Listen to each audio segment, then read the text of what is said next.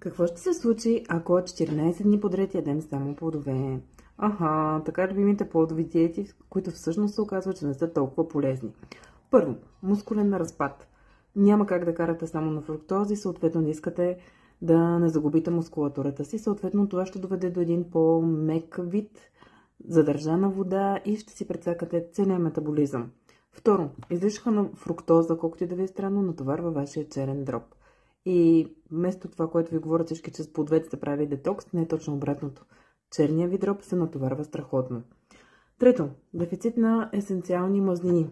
Това се получава един хормонален дисбаланс, защото, както знаете, холестерола образува женските и мъжките хормони. А когато нямаме мазнини и бълтачини, съответно в тялото си прецакваме цялата хормонална система. А с плодовете, съответно, няма как да си ги набавите. Така, недостиг на витамини, да, колкото и странно да ви звучи, А, Д, К2, B12, всичките тези витамини си ги набавят от месото. В момента, в който го спрете, съответно ще имате проблем с това нещо.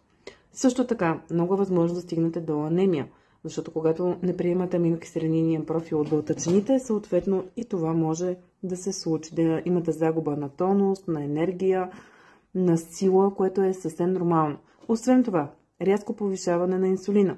С плодовете, както знаете, при консумацията им правите пикове на кръвната захар и рязки спадове. Съответно, за много малък период от време сте сити и после веднага много рязко огладнявате, което не е никак полезно за вас.